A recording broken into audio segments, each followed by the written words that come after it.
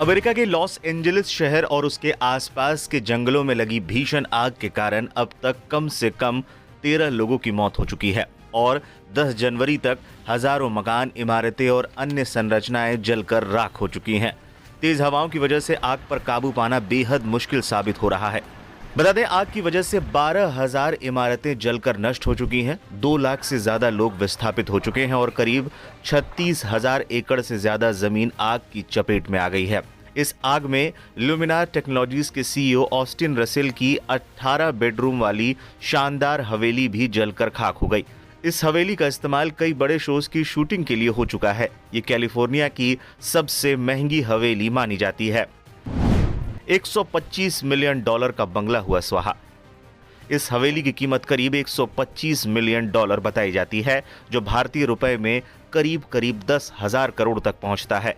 अब इस हवेली की जगह सिर्फ मलबा बचा है। यह हवेली HBO के एक शो में सीजन 4 में दिखाई गई थी और इसके बाद इसकी खूब चर्चा हुई थी। इस हवेली में बहुत ही शानदार सुविधाएं मौजूद थी। इसमें 20 सीट का थिएटर, वाइन सेलर और स्टार गेजिंग के साथ शेफ किचन भी मौजूद था।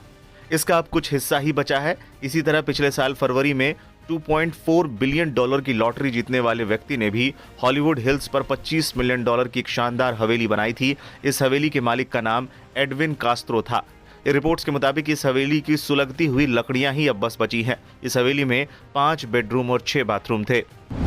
करीब 13 लाख करोड़ रुपए का हुआ नुकसान।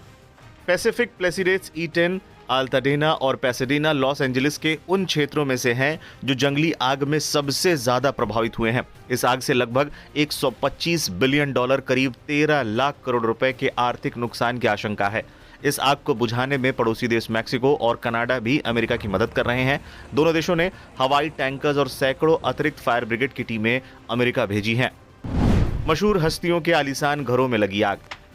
पैसिफिक पैलिसेड्स लॉस एंजलिस के पश्चिमी हिस्से में बसा सबसे पॉश इलाकों में से एक है। ये इलाका भीषण जंगली आग से बुरी तरह से प्रभावित हुआ है। इलाका पहले आलीशान घरों से भरा हुआ था। इनमें कुछ मशहूर हस्तियों के भी घर थे, लेकिन अब सब कुछ जलकर स्वाहा हो चुका है। बता दें, अभी भी आग बुझाने की कोशिशें की जा रही हैं। स्थानीय फायर ब्रिगेड की माने तो उनका दावा है कि उन्होंने 80% आग पर काबू पा लिया है।